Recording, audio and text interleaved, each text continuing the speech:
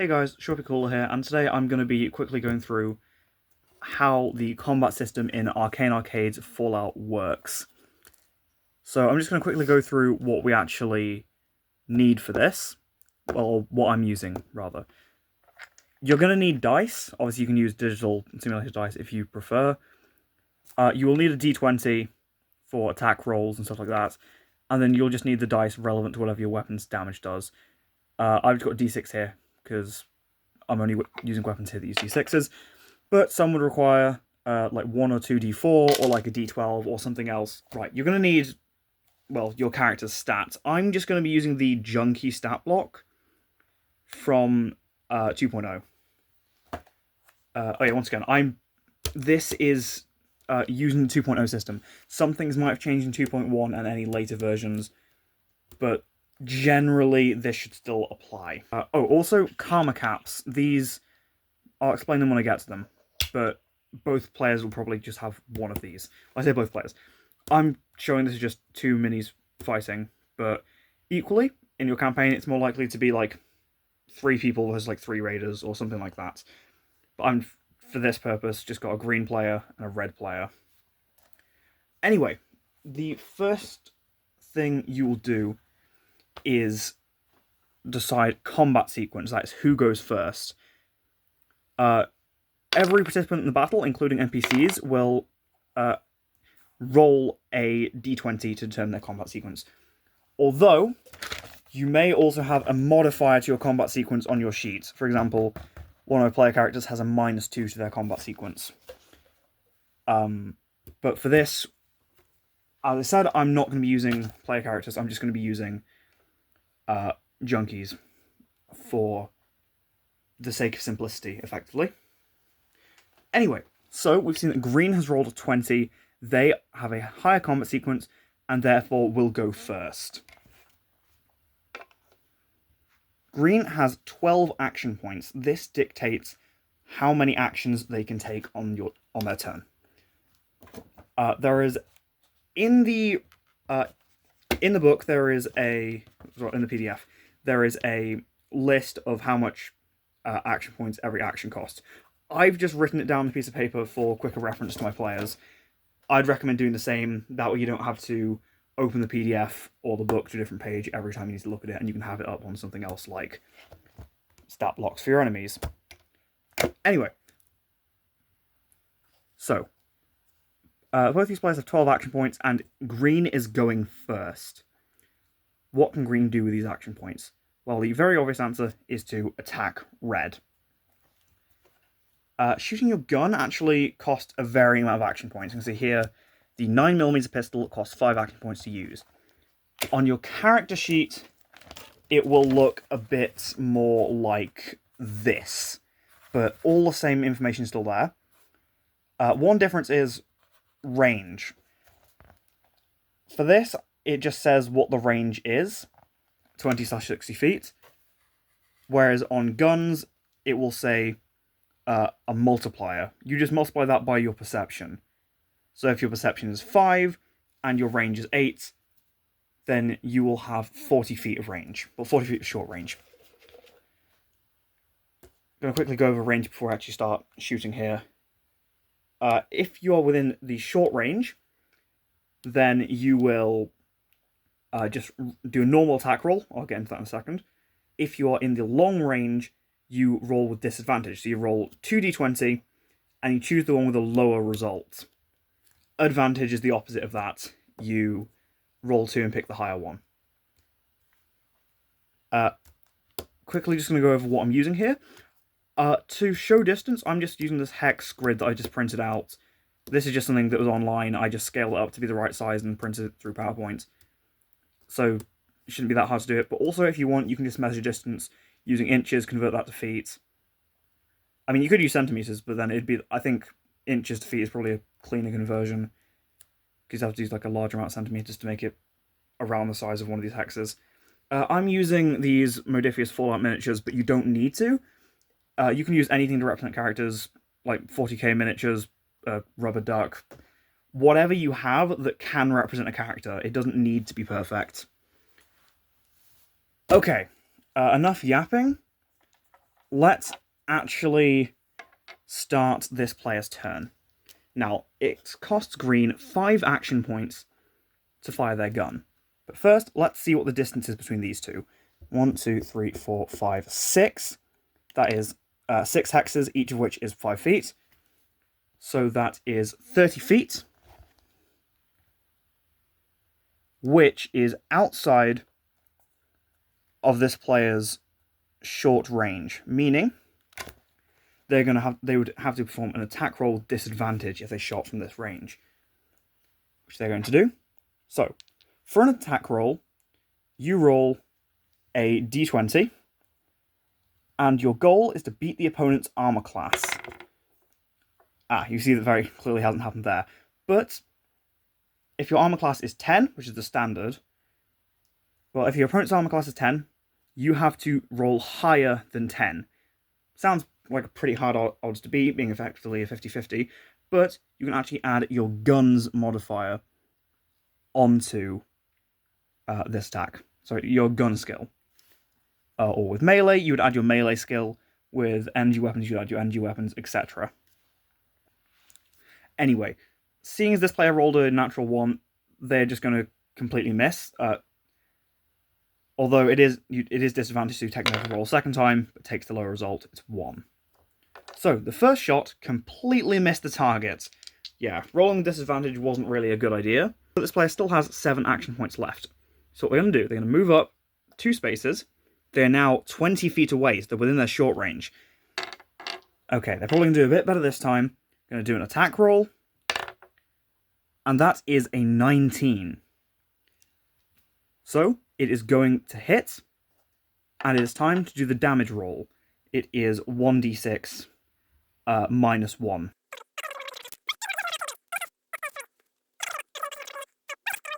Sorry, no, cut that out. I'm just going to do a simplified version. Okay.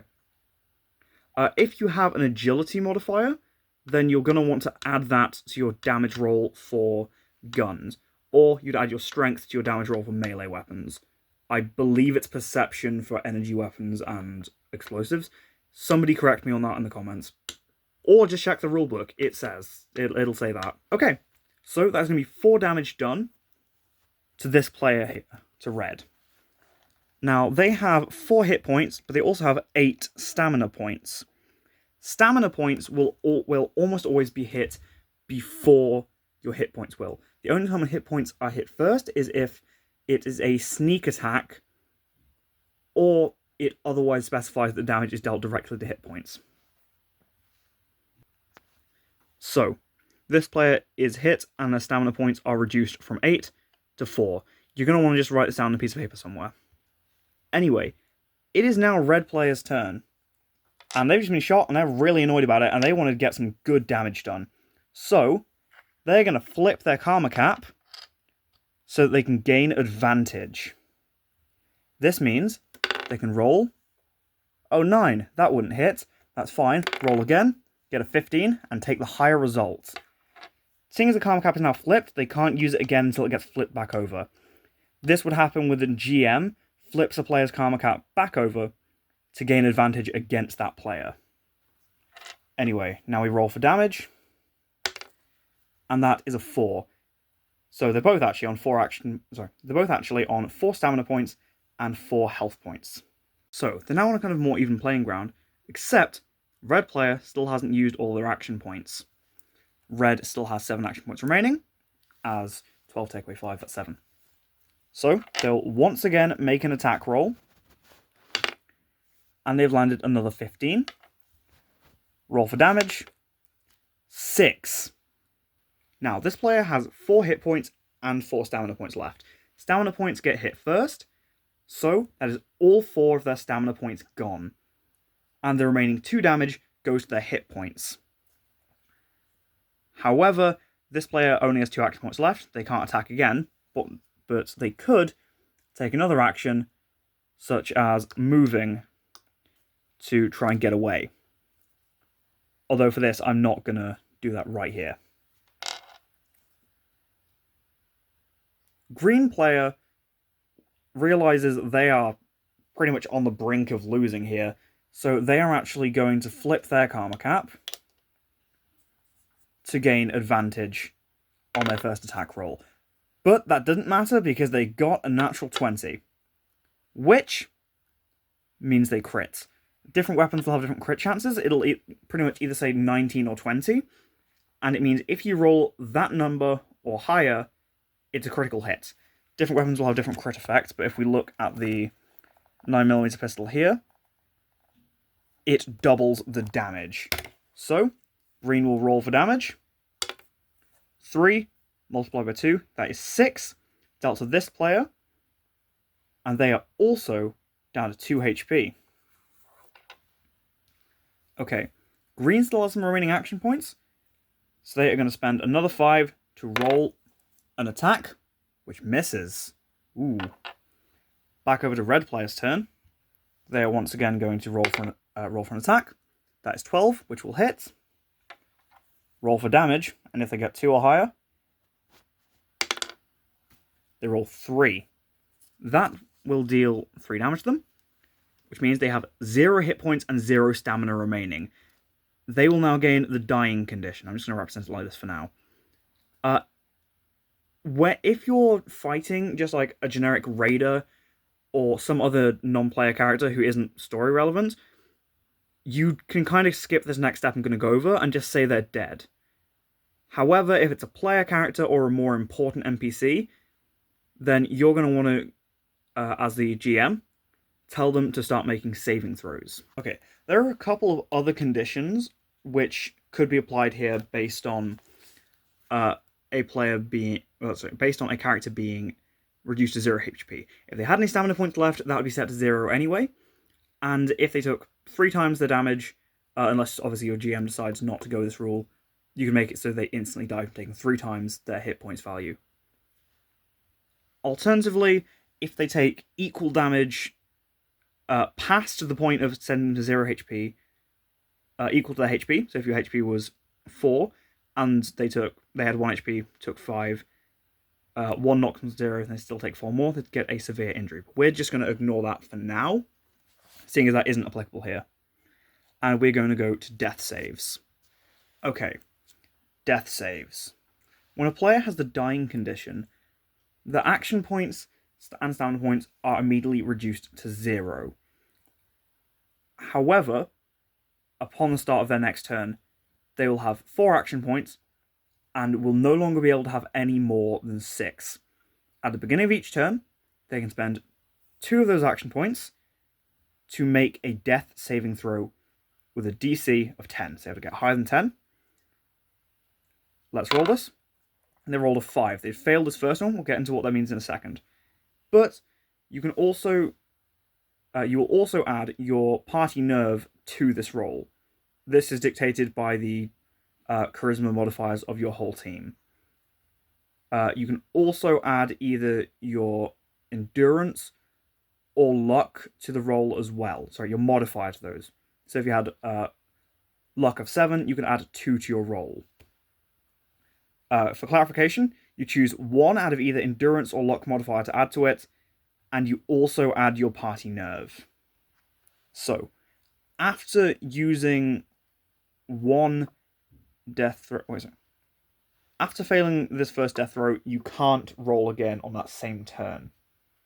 So this player would have to wait until the start of the next turn to try again, and they will be on 6 action points.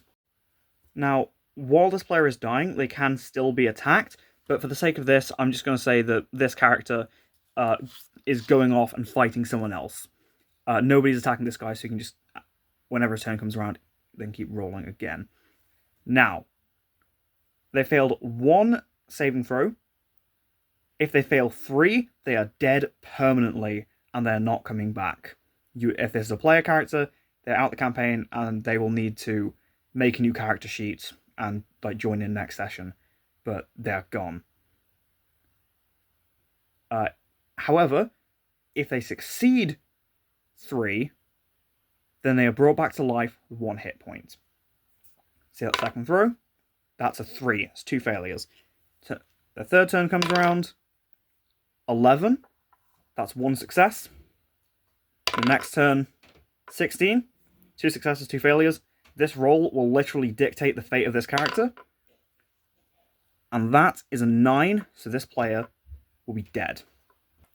Okay, I'm quickly going to go over a couple of other things that you can do during combat. First of all, switching weapons.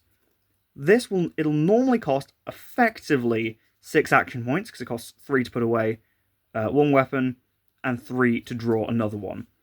So let's say this player spends 3 action points to put away their gun, 3 action points to take out their knife. Although, this can be reduced to 1 action point for each of those with the quick draw perk. So, having spent 6, they now only have 6 action points remaining. So, use 1 to move up, and it costs 3 action points to attack with their knife, so they could roll twice to attack here. Just a quick reminder, they'd be rolling a d20 for their attack roll, and then adding their melee modifier to it. If they beat the opponent's armor class, that means rolling higher than it, they would roll for damage and add their strength modifier onto this. Another pretty important action is reloading. If you've expended all the ammo in your weapon's magazine, clip, or whatever else used to store ammo in it, then you'll have to spend 6 action points to reload it. I believe this can be reduced with a perk, but I can't remember its name. Some weapons will instead load 1. It is also worth noting that some weapons have the manual reload tag, meaning that instead of spending 6 action points to reload the whole mag, they will spend 1 action point to reload 1 bullet, and can repeat that as many times as necessary. So let's say you've got a revolver with manual reload, and you have no ammo left. You could, if you only need 1 bullet, spend 1 action point to load 1 bullet. This could definitely come in handy in some close situations. There are also a lot of other actions you can take in combat. Honestly, just look at the reference sheet of how much action points cost, which is in the PDF, and also I'd recommend writing down yourself. But you can do things like searching something, interacting with an item, taking cover, all that kind of stuff. Speaking of cover, one last thing that I'm going to go over here. If somebody is behind cover, which I'm just going to represent with this cap for now, such that they are completely out of... I imagine this is like a tree that's like standing completely blocking them. This player can't shoot them. Alternatively, if this was just a tree stump, that would give partial cover, once again meaning that the player trying to shoot the other person who's behind that cover would be rolling with disadvantage. I hope this video helped. I tried to go over as much as I could, but also I'm running out of storage space on my phone, so sorry if this looks a bit janky. Goodbye.